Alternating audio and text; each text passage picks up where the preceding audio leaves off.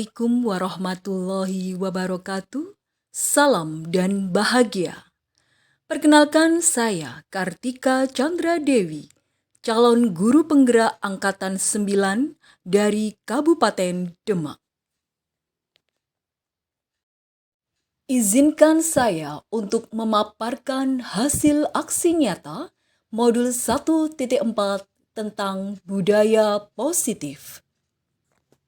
Saya sebagai calon guru penggerak angkatan 9 didampingi oleh pengajar praktik Ibu Suharviati dan fasilitator Bapak Budi Harto. Rancangan tindakan aksi nyata. Hal yang melatar belakangi upaya penerapan budaya positif diantaranya membangun budaya positif yang berpihak pada murid, upaya meningkatkan mutu sekolah dengan budaya positif, membangun budaya positif di sekolah dengan berkolaborasi dan bersinergi bersama seluruh warga sekolah dengan baik. Tujuan aksi nyata yaitu menciptakan murid yang merdeka dan disiplin diri yang kuat, menumbuhkan budaya positif di sekolah dengan meyakini nilai-nilai kebajikan universal, menerapkan disiplin positif murid di kelas dengan guru sebagai posisi kontrol. Contoh keyakinan kelas yang telah disepakati bersama. Dari beberapa pendapat yang dilakukan oleh siswa yang ditulis di papan tulis, yaitu mengerjakan tugas dan evaluasi secara mandiri, duduk di kelas dengan tenang, datang ke sekolah lebih awal, tidak terlambat untuk masuk kelas, saling menghargai, membuang sampah pada tempatnya, menjaga kerukunan antar teman, tidak makan dan minum di dalam kelas, kecuali saat jam istirahat. Dan tentunya tidak boleh terlambat dan jangan mengejek teman. Kalimat positif yang perlu ditanamkan di kelas, yaitu datang tepat waktu, membuang sampah pada tempatnya, menjaga kebersihan kelas, makan di luar kelas, mengerjakan tugas dengan tepat waktu, memperhatikan penjelasan guru, berbicara dengan santun, saling menyayangi, menghormati sesama teman, tertib berseragam, dan meminta izin ketika tidak hadir. Sebagai tolok ukur, terbentuknya keyakinan kelas melalui kegiatan kesepakatan kelas yang dilakukan oleh guru dan murid. Murid mampu menerapkan dan menjalankan keyakinan kelas yang telah dibuat bersama. Langkah-langkah tindakan yang akan dilakukan dalam aksi nyata, yang pertama adalah perencanaan, kedua pelaksanaan, dan ketiga refleksi. Pada perencanaan, tahap yang dilakukan yaitu menghadap kepala sekolah untuk menjelaskan pentingnya penanaman budaya positif dan keyakinan kelas di sekolah, serta memohon izin untuk mengimbaskan bersama rekan guru. Selanjutnya, mengumpulkan rekan guru untuk melakukan pengimbasan pemahaman materi budaya positif. Berkoordinasi dan berkolaborasi dengan wali kelas untuk membuat keyakinan kelas di kelas masing-masing dengan melibatkan murid. Kasus 1. Naysila yang tidak mengerjakan tugas. Selasa siang, Bu Kartika tidak bisa mengajar pelajaran bahasa Indonesia di kelas 12 IPS 2 karena mendapatkan tugas dari kepala sekolah untuk menghadiri technical meeting di Dinas Pariwisata. Bu Kartika pun memberikan tugas kepada siswa kelas 12 IPS agar kelas tidak kosong. Namun, Naysila tidak mengerjakan tugas tersebut. Ia malah tiduran di meja dan akhirnya justru tidur sungguhan. Akhirnya saat pengumpulan tugas, Naysila tidak mengumpulkan. Keesokan harinya, saat mengoreksi tugas, Bu Kartika menemukan satu anak yang tidak mengerjakan tugas, yakni Naysila. Padahal, berdasarkan buku presensi, hari itu Naysila masuk sekolah. Dan saat istirahat, Bu Kartika pun memanggil Naysila untuk klarifikasi kebenarannya. Selamat pagi Bu Kartika. Selamat pagi Naysila, silahkan duduk. Ya, Naysila, kamu tahu kenapa Bu Kartika panggil? Mungkin terkait dengan tugas Bu. Kamu kemarin masuk tidak? Iya, saya masuk Bu, tetapi saya tidak mengerjakan tugas Bu Kartika. Oh gitu. Nah, manusia itu pernah bersalah, pernah melakukan kesalahan, termasuk juga Bu Kartika. Namun, setiap tindakan kita pasti ada alasannya. Kira-kira mengapa kamu tidak mengumpulkan tugas, Nay? Saya capek dan mengantuk Bu, soalnya semalam saya scroll TikTok terus sampai lupa waktu. Jadinya tidur jam 12 malam.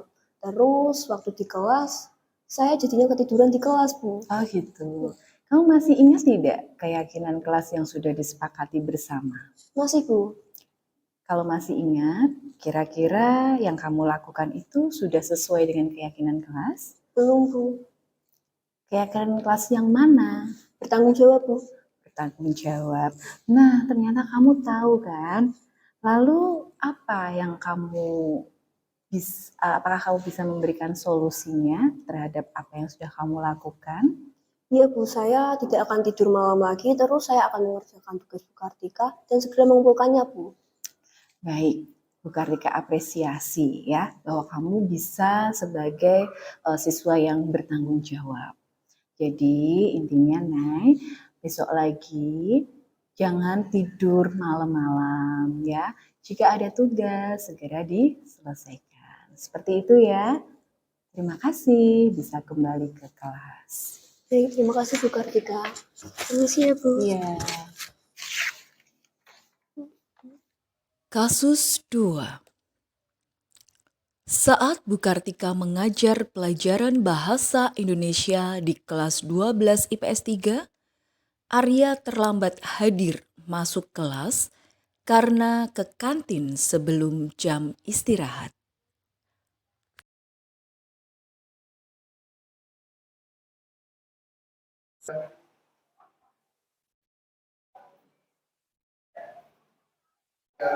Bu, maaf saya terlambat, Bu.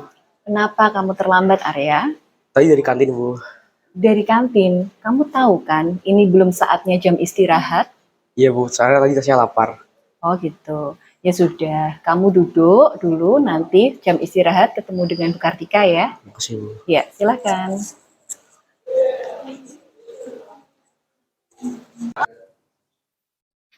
Assalamualaikum, Bu. Waalaikumsalam, silahkan duduk Arya. Arya, coba ceritakan apa yang terjadi, mengapa kamu tadi bisa terlambat masuk ke kelas. Tadi kan sebelum pelajarannya Bu Kartika kan jam kos. Nah, tadi udah dikasih tugas juga, udah selesai tugasnya. Berhubung saya lapar, saya ke kantin. Oh gitu, ya baiklah, Bu Kartika percaya kalau kamu itu ke kantin karena lapar dan kamu sudah menyelesaikan tugas di jam sebelumnya. Nah, Kamu masih ingat nggak tentang keyakinan kelas yang sudah disepakati bersama? Masih Bu, Apa itu? disiplin waktu dan kurang menghargai orang lain. Nah, ternyata kamu tahu kan? Nah, sekarang dari keyakinan kelas itu kira-kira kamu bisa nggak menyampaikan solusi apa ya agar kamu ikut dalam meyakini keyakinan kelas yang sudah disepakati bersama itu tadi? Iya Bu, saya akan ke kantin saat jam istirahat dan segera kembali saat bel udah berbunyi. Nah, berarti kamu harus bisa mengubahnya ya.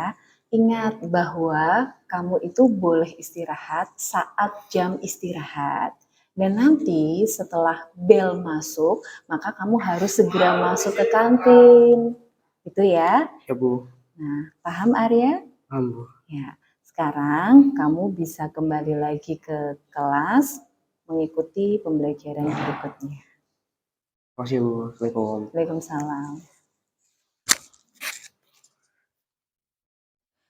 Pada tahap pelaksanaan, berikut ini merupakan kegiatan diseminasi, menyebarkan pemahaman, dan penerapan pengalaman implementasi budaya positif berdasarkan modul 1.4. Assalamualaikum warahmatullahi wabarakatuh. Ya, selamat pagi teman-teman semua. Terima kasih telah bersedia hadir mengikuti kegiatan aksi nyata modul 1.4 tentang menyebarkan pemahaman dan penerapan pengalaman implementasi budaya positif. Saya, Kartika Chandra Dewi, calon guru penggerak Angkatan 9 dari Kabupaten Demak. Di sini, saya memiliki pengajar praktik bernama Ibu Suharfiati dan fasilitator yaitu Bapak Budi Harto. Atas saran dan arahan dari beliau, saya bisa mendapatkan ilmu dan pengetahuan, wawasan tentang budaya positif. Nah, konsep inti budaya positif yang akan saya paparkan pada hari ini adalah yang pertama tentang disiplin positif, perubahan paradigma belajar, posisi kontrol guru, keyakinan kelas, kebutuhan dasar manusia, nilai-nilai kebajikan, motivasi perilaku manusia, dan segitiga restitusi. Pembelajaran paradigma baru. Pembelajaran paradigma baru merupakan pembelajaran yang dirancang berdasarkan prinsip pembelajaran berdiferensiasi, sehingga para murid belajar sesuai dengan kebutuhannya dan berdasarkan tahapan perkembangannya sesuai dengan teori psikologi modern. Untuk apa? Untuk mewujudkan profil pelajar Pancasila. Di mana profil pelajar Pancasila itu terdapat 6 dimensi. Yang pertama adalah beriman, bertakwa kepada Tuhan Yang Maha Esa, dan berakhlak mulia. Yang kedua, berkebinekaan global. 3, bergotong royong. 4, kreatif. 5, bernalar kritis. Dan 6, mandiri. Di mana ke-6 dimensi profil pelajar Pancasila ini baiknya kita ajarkan kepada murid di sekolah kita. Selanjutnya, mengubah paradigma stimulus respon ke pendekatan teori kontrol menurut Dr. William Glasser. Dulu ketika tahun 2013 atau masih menggunakan kurikulum KTSP ataupun kurikulum 2013, kita masih menggunakan istilah stimulus respon, di mana realitas kebutuhan itu semua sama. Namun, pada sekarang ini, pada kurikulum Merdeka, kita sudah menggunakan yang namanya teori kontrol, di mana realitas kebutuhan kita berbeda. Dulu, semua orang melihat hal yang sama. Namun sekarang setiap orang memiliki gambaran yang berbeda. Selanjutnya, dulu kita mencoba mengubah orang agar berpandangan sama dengan kita. Namun sekarang kita harus berusaha memahami pandangan orang lain tentang dunia. Dulu perilaku buruk dilihat sebagai suatu kesalahan, tapi sekarang semua perilaku yang mereka lakukan pastilah memiliki tujuan. Dulu orang lain bisa mengontrol saya, namun sekarang hanya Anda atau hanya saya yang bisa mengontrol diri saya sendiri. Dulu saya bisa mengontrol orang lain, namun sekarang Anda atau saya tidak bisa mengontrol orang lain. Dulu pemaksaan ada pada saat bujukan gagal. Sekarang kolaborasi dan konsensus menciptakan pilihan-pilihan baru. Dulu model berpikir menang atau kalah. Namun sekarang model berpikir menang. Jadi perubahan paradigma stimulus respon ke pendekatan teori kontrol saat ini, alangkah baiknya kita mulai terapkan pada murid-murid kita sesuai dengan kurikulum Merdeka. Tanpa kita sadari, ada miskonsepsi tentang teori kontrol. Yaitu yang pertama adalah ilusi guru mengontrol murid.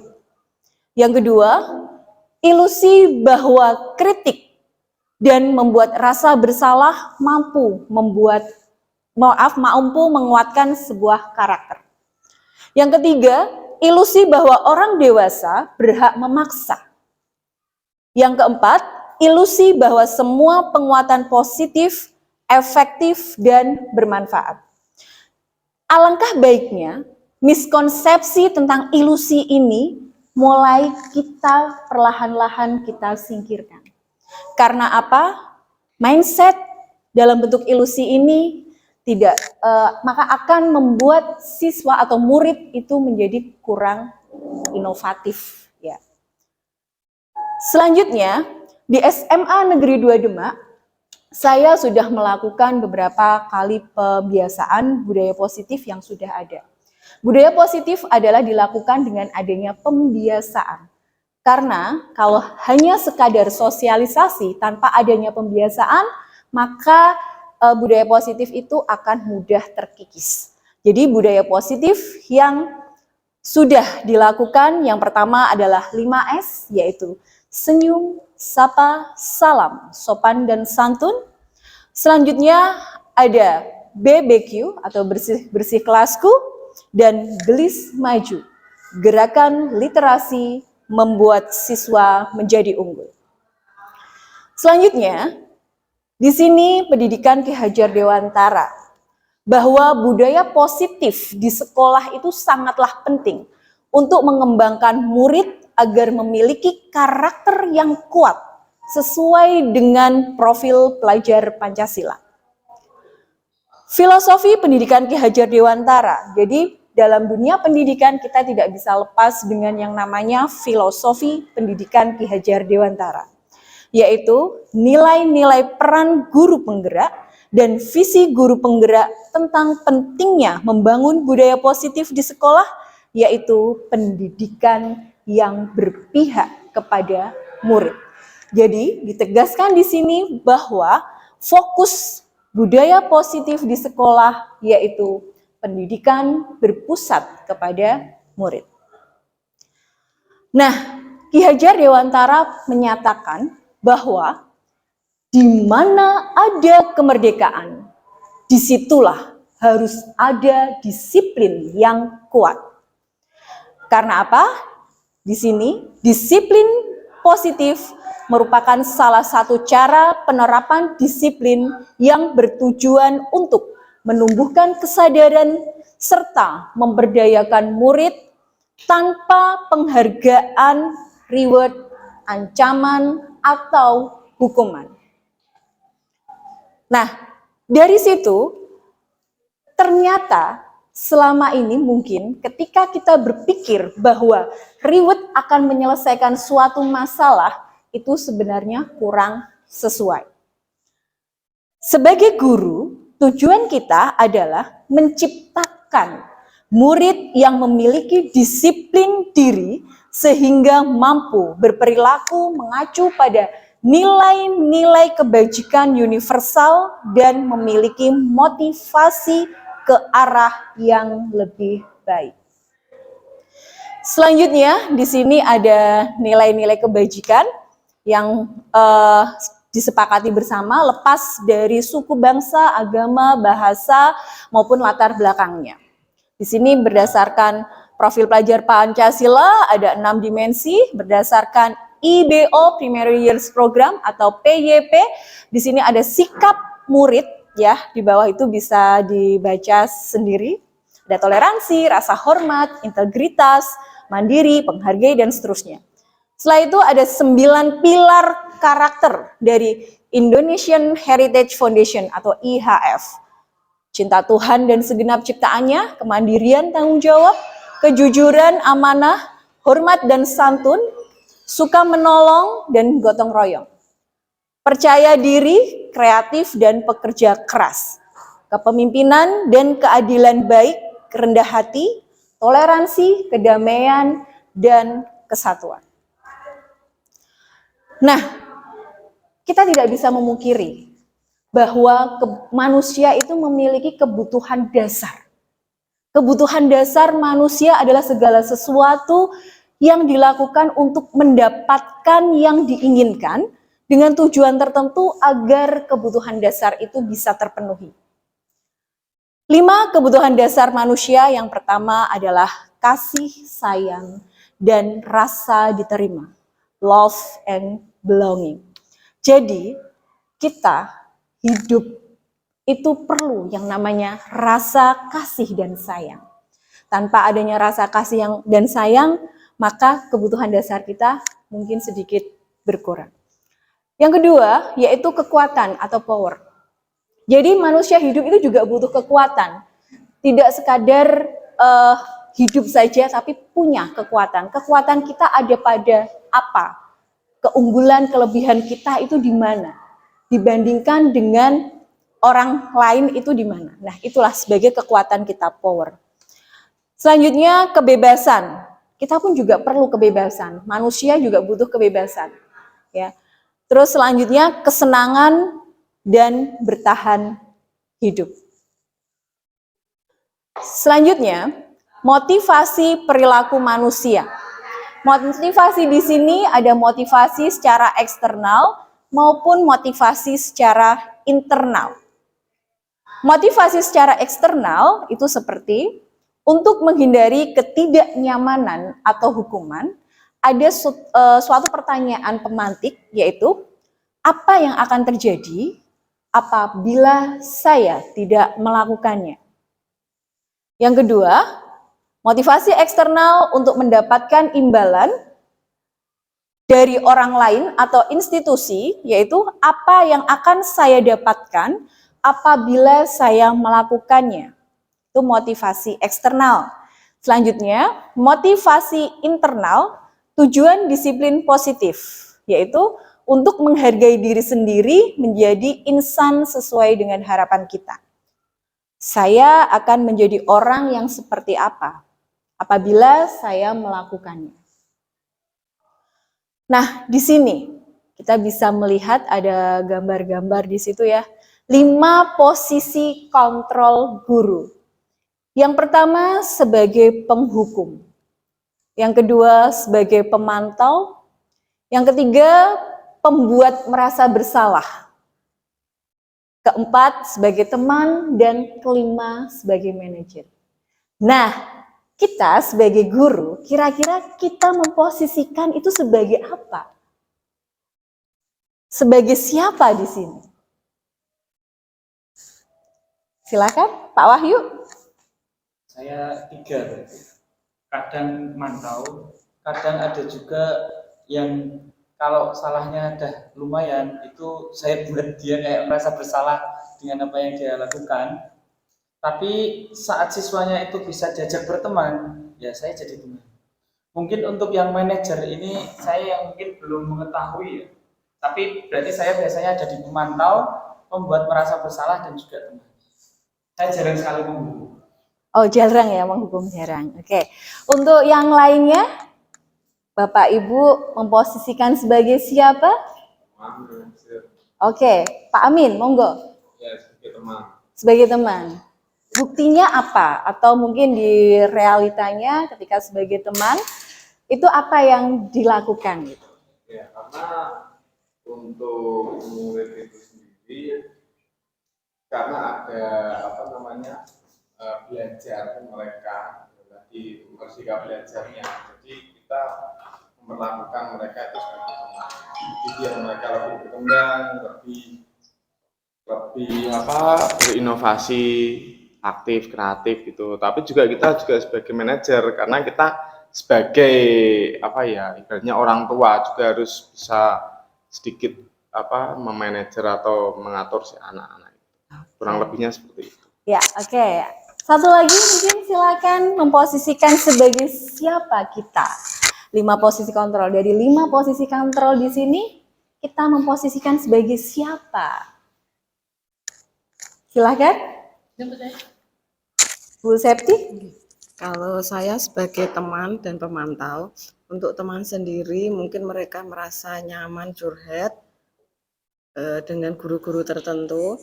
Kemudian untuk pemantau sendiri, nanti saya mau mengawasi apa ya sikap siswa saya waktu pembelajaran di jam saya. Oke. Pak Denny, monggo Pak Denny. Oke. Kalau menurut saya, Iya. kita bisa memposisikan atau menurut saya kita bisa menjadi 5 posisi kontrol guru.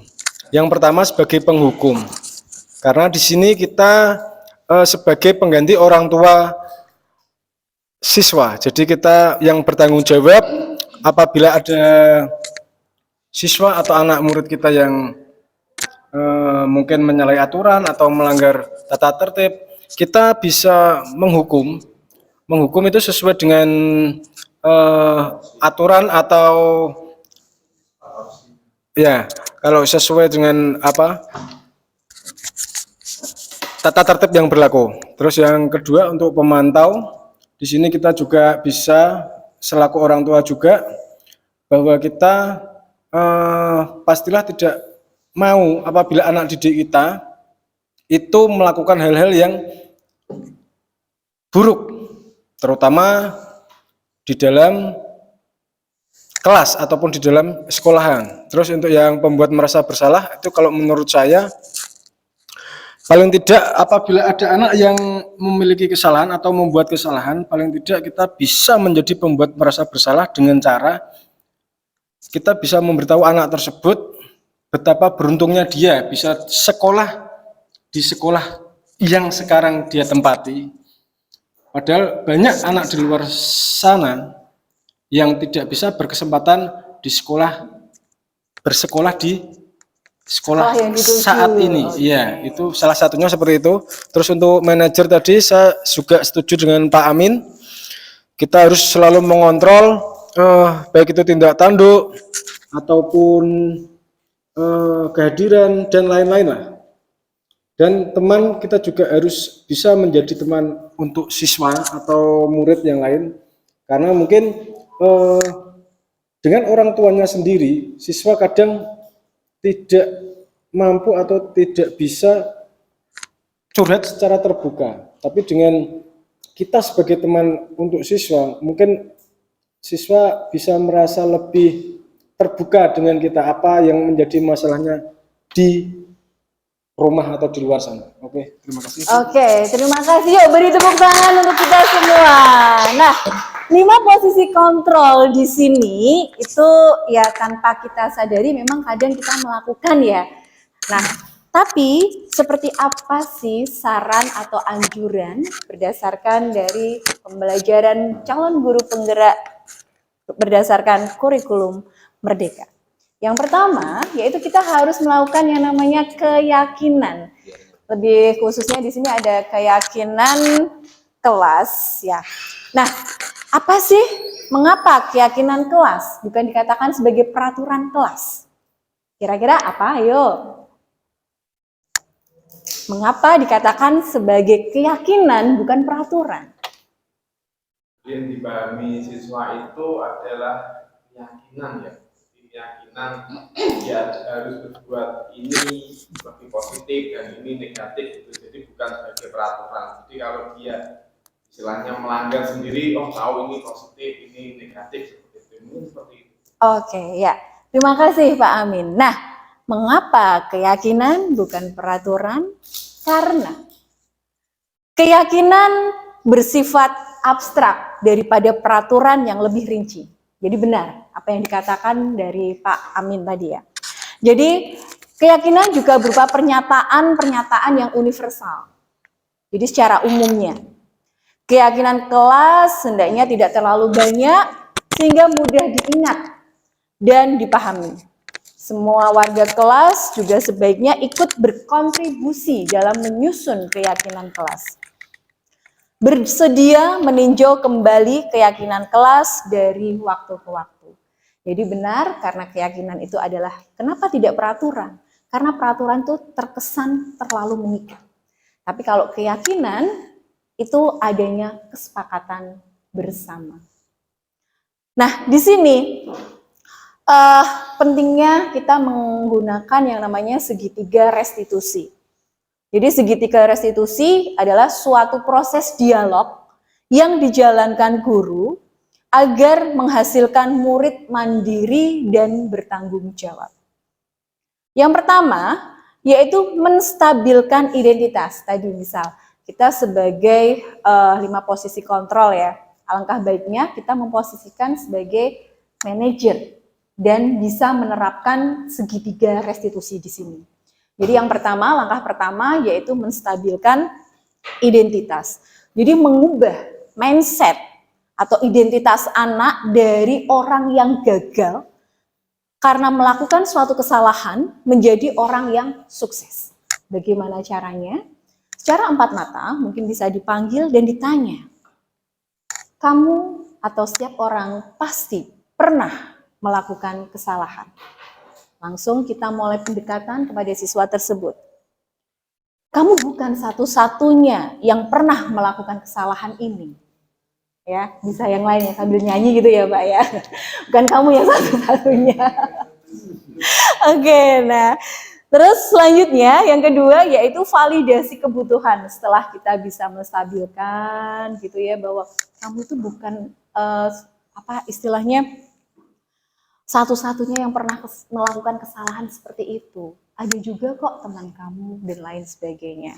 Tapi, nah, validasi kebutuhan di sini. Kalau kita memahami kebutuhan dasar, apa yang mendasari sebuah tindakan, maka kita akan bisa menemukan cita-cita atau cara paling efektif untuk memenuhi kebutuhan tersebut. Bisa disampaikan dengan pertanyaan, kamu tentu punya alasan ya, mengapa kamu melakukan kesalahan atau hal tersebut. Selanjutnya dari situ komunikasi, maka muncullah pernyataan atau pertanyaan lagi yaitu, adakah cara yang lebih efektif untuk mendapatkan apa yang kamu butuhkan?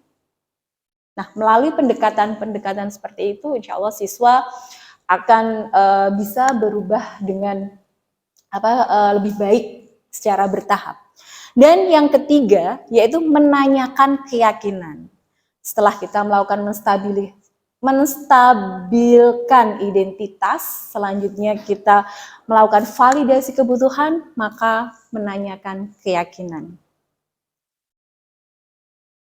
Pertanyaan yang disampaikan bisa berupa, keyakinan kelas apa yang telah kita yakini? Dari kesepakatan tadi, kita sudah melakukan keyakinan kelas, maka muncullah ini. Kamu ingin menjadi orang yang seperti apa? Nah, itu proses-proses seperti ini ya. Diharapkan kita sebagai seorang guru itu bisa menerapkan segitiga restitusi kepada siswa kita. Nah, itu tujuan dari kurikulum Merdeka. Nah, ini akan saya berikan contoh sebentar.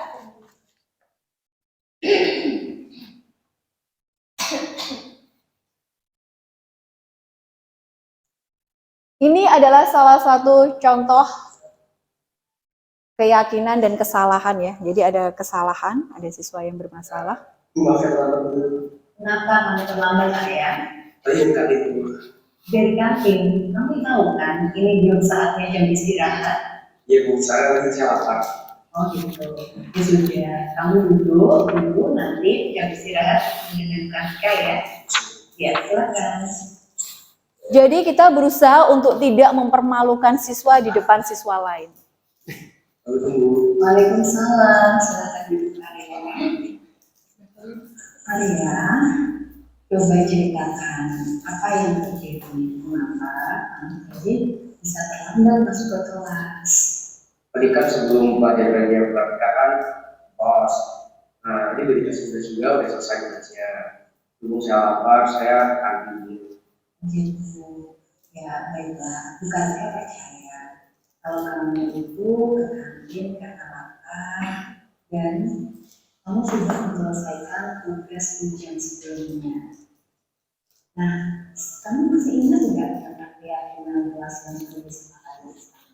Ibu, Apa itu? miskin waktu dan kurang dari orang lain. Nah, ternyata kamu tahu kan?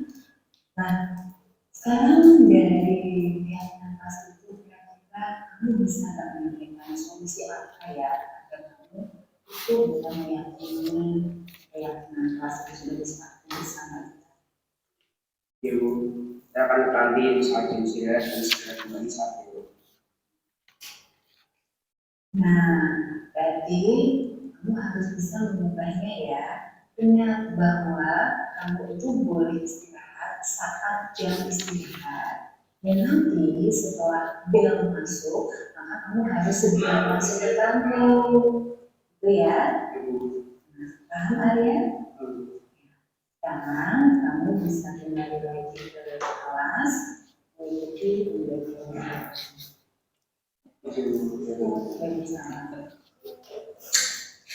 Nah, itu tadi contoh keyakinan kelas yang sudah saya lakukan terkait dengan budaya positif ya. Terima kasih, tetap salam dan bahagia.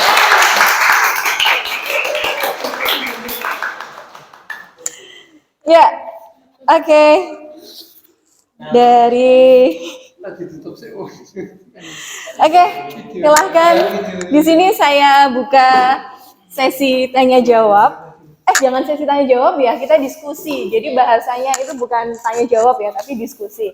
Mungkin dari pengalaman Bapak Ibu semua ketika mengajar di kelas menghadapi siswa-siswa yang hebat gitu ya, sudah sesuaikah dengan implementasi budaya positif dari apa yang sudah saya dapatkan selama mengikuti pelatihan atau pendidikan calon guru penggerak. Silahkan.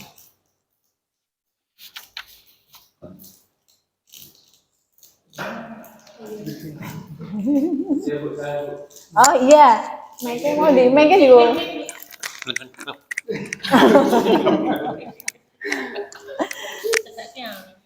Oke Bu, terima kasih tadi yang sudah disampaikan Bu Kartika ya Bu. Tadi memang kita memahami antara keyakinan dan peraturan ya Bu. Iya. Ya memang itu sangat benar sekali. Kalau kita di kelas artinya kita saat pembelajaran itu memang kita harus membuat sebuah persetujuan atau keyakinan itu sendiri ya. Artinya keyakinan itu kan kayak semacam apa ya, pemahaman atau semacam apa ya, bukan peraturan benar yang dikatakan Bu Kartika. Jadi lebih ke keyakinan atau pemahaman anak itu seperti apa. Kita buat kesepakatan dulu seperti itu ya Bu. Jadi tidak semata-mata kita buat aturan terus anak kalau salah langsung kita hukum ya, seperti itu ya Bu. Jadi memang tidak seperti itu. Jadi kita juga memberi kesempatan anak karena mereka juga manusia. Kita manusia juga tempatnya lupa dan salah. Itu jadi memang kita tetap juga menerima pendapat atau alasan dari anak tersebut. Jadi kalau memang pemahamannya anak seperti ini terus kita kaitkan dengan yang sudah kita buat kesepakatan yang sebelumnya, dan harus sudah mencari solusinya yang terbaik. Jadi kita tidak semata-mata tidak menjudge atau tidak menyalahkan dari anak tersebut. Oke. Jangankan anak, kita sendiri aja sering salah. Gitu ya Pak Amin ya. Nah, sekarang, Al-insanu makhluk wal insan. oh gitu ya. Kita itu tempatnya lupa dan salah. Oh aduh, ini ustadznya keluar nih ya. Iya, kalau menurut Pak Amin sendiri lebih suka menggunakan istilah peraturan atau keyakinan? Iya, keyakinan. Keyakinan karena gini, ya. karena dari awal itu kita membuat sebuah keyakinan. Pada dasarnya itu sebuah istilahnya peraturan, cuman kita kan lebih halus. Kalau peraturan kan lebih detail dan terkesan lebih apa ya? Ada hukumannya kalau peraturan. Ada sanksinya. Iya. Nah, kalau keyakinan itu kan apa ya? Pemahaman kita, terus kita secara kayak apa? Menuntun anak, ibaratnya pemahamannya seperti ini. Jadi mereka itu bisa membedakan antara yang benar dan salah. Jadi ya saya lebih cenderung benar keyakinan gitu aja. Oke. Karena kalau menurut tadi ya, keyakinan kan berarti kita sudah meyakini setidaknya kita pasti akan melakukannya gitu ya Pak. Iya, ya? betul. Oke, ya. Iya. Wah, terima kasih sekali masukannya. Yuk beri tepuk tangan yuk. Wah. Ya yang lainnya nih ibu-ibu.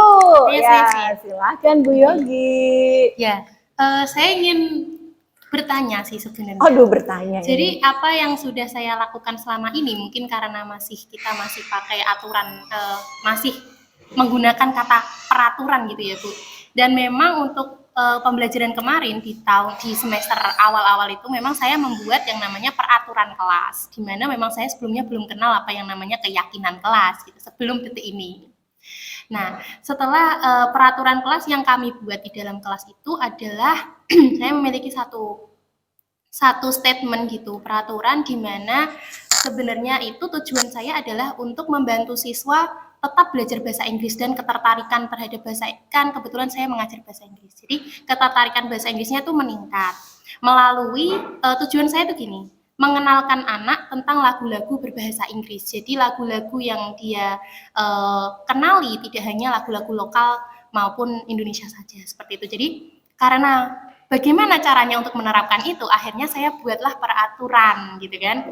Peraturan di dalam kelas saya itu adalah ketika kamu masuknya telat, seperti itu, masuk telat di kelas saya itu 5 menit atau 10 menit saja setelah saya, maka itu sudah kita anggap telat. Ataupun saya duluan yang masuk kelas, maka kamu saya anggap telat. Dan konsekuensinya itu saya tawarkan ke mereka. Konsekuensinya apa? Saya punya itu peraturan di situ. Jadi kamu harus berangkatnya sebelum saya, ke kelasnya harus sebelum saya. Terus enaknya gimana gitu kan? Dengan harapan saya pancing-pancing Bu. Iya. Gimana kalau gitu kan? Pakai kata-kata gimana kalau menyanyi bahasa Inggris gitu. Nah ternyata mungkin karena sebelumnya mereka belum kepikiran konsekuensi, akhirnya mereka juga tercetus, ya Miss nyanyi bahasa Inggris gitu. Akhirnya mau nyanyi Happy Birthday lah dan lain-lain gitu. Tapi enggak boleh lagu anak-anak, saya bilang gitu. Gimana kalau lagunya yang agak dewasa dikit, yang seumuran kalian gitu kan. Jadi nggak boleh Happy Birthday, nggak boleh Baby Shark durudut sama Twinkle Twinkle Little Star. Ya. Jadi iya, saya gitu. Biar dia anak-anak juga ada guyunya gitu, karena saya memberikan aturan tetapi saya kemas lebih agak lucu gitu. Jadi nggak boleh Happy Birthday, nggak boleh Twinkle Twinkle Little Star, dan nggak boleh Baby Shark dudurudut saya gitu. Iya, harus ada sampai dudurudut ya. Nah, akhirnya kesepakatan itu kita sepakati bersama Ibu, dan anak-anak juga tidak keberatan. Nah, yang ingin saya tanyakan, apakah cara yang saya lakukan itu sudah termasuk keyakinan kelas, walaupun namanya itu bukan keyakinan kelas secara saya sampaikan ke siswa gitu, karena awal-awal memang kita masih menggunakan kata peraturan. Nah, seperti itu. Terus bagaimana pendapat Bu Kartika terkait tadi saya ketika bilang konsekuensi gitu. Padahal konsekuensi itu menurut profil pelajar Pancasila itu tadi masuknya adalah sanksi atau hukuman gitu kan. Nah, monggo saya berharap diskusi sama jenengan. Terima kasih. Oke, terima kasih sekali Bu Yogi, pengalaman yang luar biasa ya di sini ya. Berarti dari sini Bu Miss Yogi ya di sini ya panggilannya. Oke, Miss Yogi merasa bahwa ternyata gitu ya, ada Iya. ternyata gitu. Ternyata salah. Ternyata apakah saya melakukan kesalahan Iya. menggunakan istilah peraturan bukan lagi keyakinan gitu. Tapi setelah ini saya harapkan istilah peraturan itu bisa digantikan menjadi istilah keyakinan. Nah, apakah yang sudah dilakukan Miss Yogi itu sudah sesuai? Ayo teman-teman, apakah yang dilakukan Miss Yogi sudah sesuai? Bagaimana menurut teman-teman? Jadi Miss Yogi menyampaikan dia ada membuat peraturan di kelas. Kalau Miss Yogi itu pokoknya Miss Yogi hadir sampai kelas, semua harus sudah di kelas. Nah, coba dong sebelumnya yang lainnya, monggo bisa memberikan masukan, kita diskusi bersama di sini sehingga nanti bisa menemukan satu titik, oh alangkah baiknya seperti ini. Silahkan.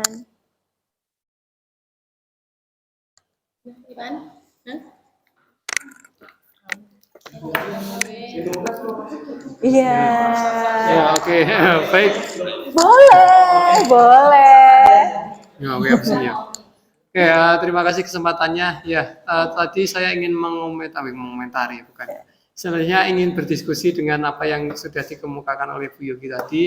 Ya, kurang lebih mungkin sudah diterapkan itu mengenai keyakinan atau kesepakatan di kelas, yaitu Bu Yogi mengajak anak-anak untuk berdiskusi ya Bu Yogi tadi.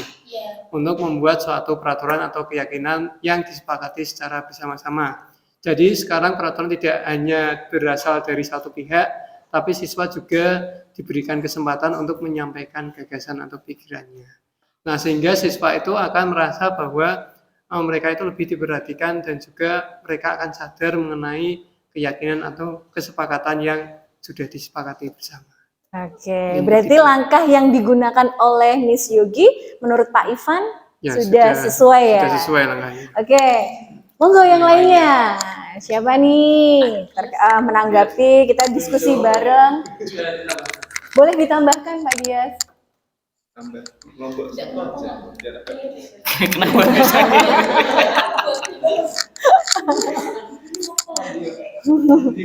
Oke, baik, saya nambah sedikit saja. Ya, jadi tadi sudah ditemukan oleh Ibu Kartika mengenai disiplin gitu ya. Jadi menurut Bu Kartika tadi disiplin itu yang berasal dari motivasi diri dari dalam gitu ya. Makanya perlu adanya nilai kebajikan yang harus dianutnya dalamnya. Nah, yang perlu diperhatikan di sini dalam membuat peraturan di kelas itu peraturannya harus memiliki nilai kebajikan yang nanti diyakini oleh anak. Nah, itu. Ini nilai kebajikan. Jadi siswa itu patuh, taat bukan karena menghindari hukuman gitu ya. Menghindari hukuman. Kayak misalkan kenapa kamu Datang terlambat. datangnya tepat waktu terus. Jadi sebelum waktunya. Ini kenapa kamu datangnya tepat waktu terus? Ya Pak, saya takut dihukum. Jadi menurut Bapak Ibu, apakah itu sudah disiplin? Takut dihukum nih. Nah, ya jadi disiplin di sini Bu Kartika pengen menyampaikan disiplin itu bukannya seperti itu loh. Disiplin itu mereka sudah yakin bahwa kalau saya datangnya sebelum waktunya itu akan bisa menghargai diri sendiri dan menghargai orang lain juga. Nah, ya jadi intinya peraturan itu harus memiliki nilai-nilai kebajikan. Nah, sudah disampaikan tadi nilai kebajikannya yang ada di profil Pelajar Pancasila. Gitu. Begitu Bu Tika. Iya, saya tambahkan lagi Pak Dias. Ya boleh biar penuh nih, sampai terus. Muter. Jadi memang mengapa sih gitu ya keyakinan kelas bukan peraturan. Jadi kalau Pak Dias tadi setuju ke keyakinan atau ke peraturan nih? Peraturannya harus ada nilai-nilai kebajikannya supaya nilai kebajikannya bisa diyakini oleh siswa. Oke, berarti berawal dari peraturan ya. Berawal dari peraturan diri sendiri akhirnya akan disepakati yang namanya keyakinan gitu. Oke, ya. Terima kasih. Jadi di sini pentingnya keyakinan itu juga dalam bisa memperlancar dalam proses pembelajaran. Itu ya. Ya, terima kasih Bu Yogi dan teman-teman semua. Oke. Satu lagi mungkin. Oke, silahkan. Mic-nya mana ya?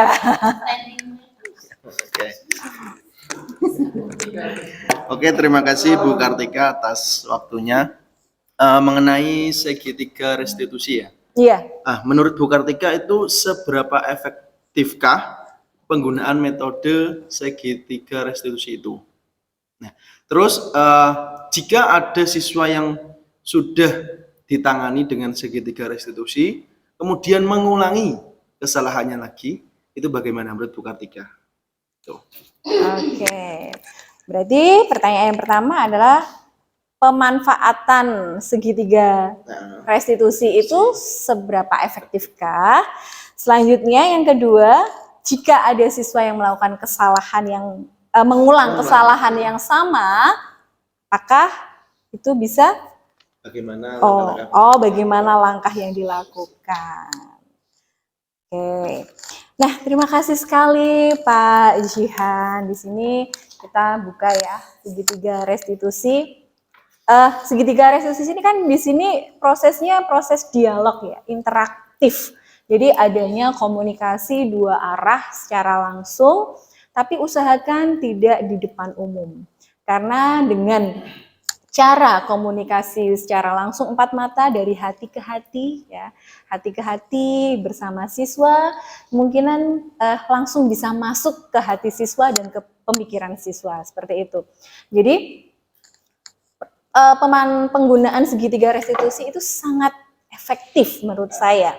Dimana sebelumnya saya sebelum mengikuti pendidikan calon guru penggerak, saya belum tahu bagaimana sih caranya ketika menghadapi siswa-siswa yang seperti ini. Dimana saya dulu juga masih menggunakan yang namanya teori kontrol tadi ya.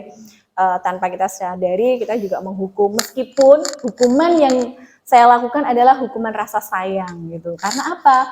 Kita memberikan hukuman itu agar siswa tersebut kan tidak melakukan kesalahan yang sama lagi dan mungkin dia juga sadar bahwa oh saya bersalah. Nah, itu.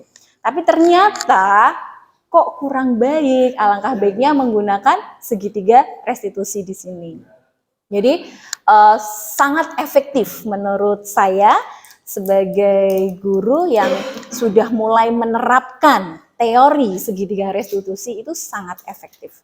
Karena dengan komunikasi secara tadi ya, komunikasi secara langsung, secara empat mata, kita bisa dari hati ke hati dan akhirnya bisa mendapatkan informasi-informasi mengapa siswa tersebut melakukan kesalahan-kesalahannya. Nah, selanjutnya yang kedua, jika mengulang ada siswa yang sudah melakukan kesalahan, terus sudah melakukan pemanggilan, nah itu tidak bisa kita pungkiri ya, kita sering sekali menjumpai siswa itu, contoh sederhana saja, datang terlambat, baik terlambat hadir ke sekolah maupun terlambat hadir ke kelas dengan berbagai alasan. Dan ternyata siswanya juga kadang itu lagi gitu ya Pak ya, itu aja gitu.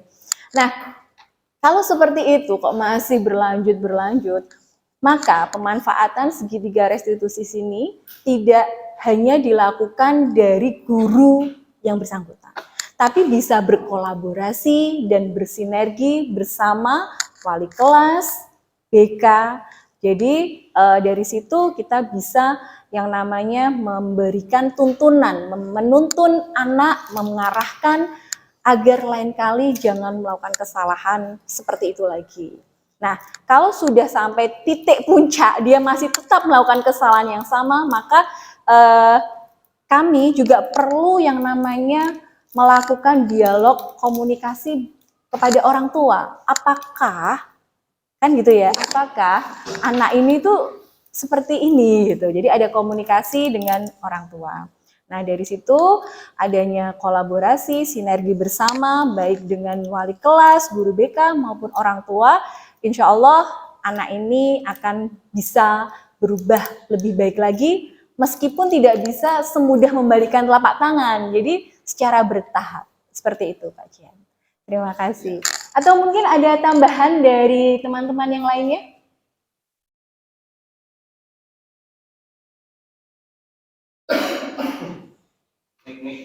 Ya, Oke, mic-nya berjalan nih. Yes. Oke.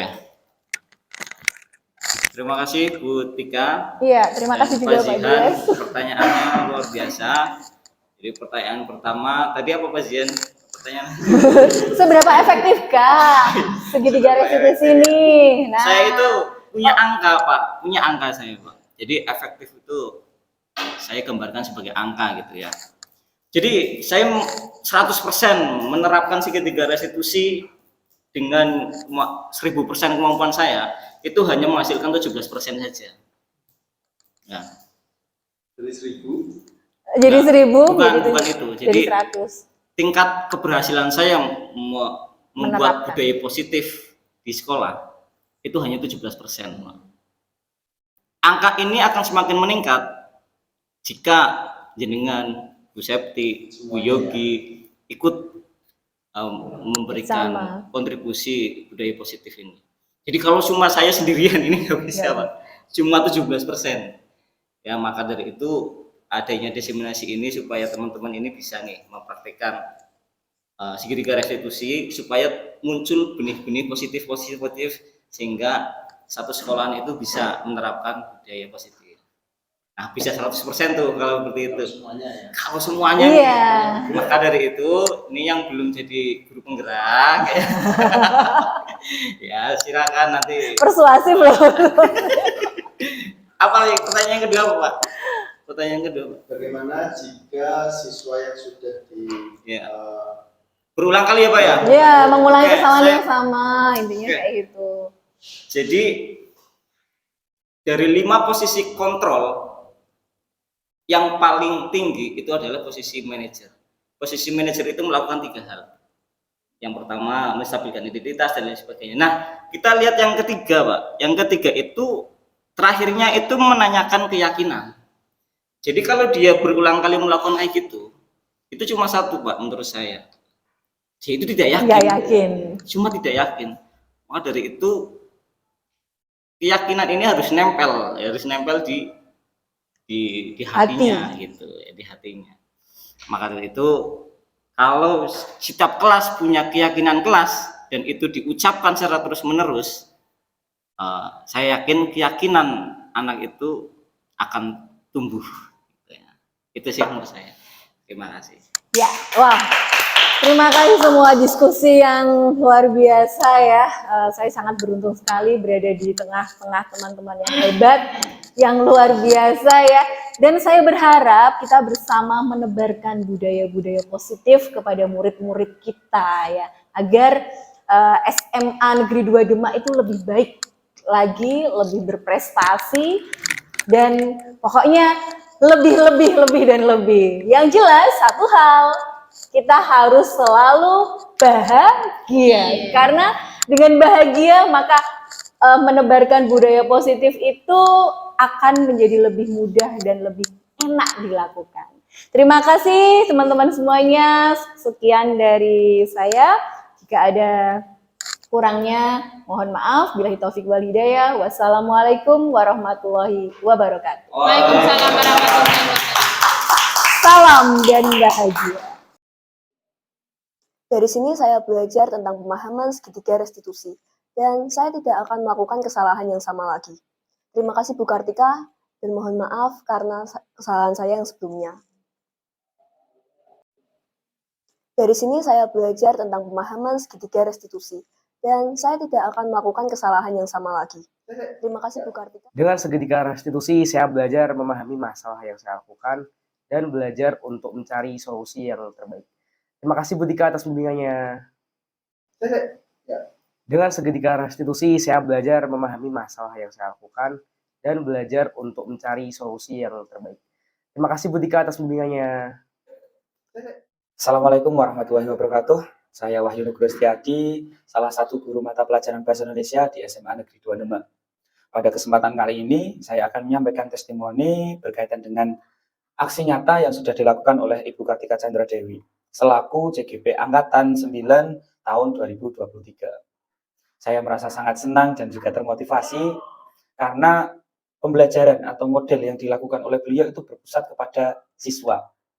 Dampak positif yang muncul yang saya lihat, siswa menjadi lebih mandiri, diberi kesempatan untuk berkolaborasi, serta mampu berinovasi.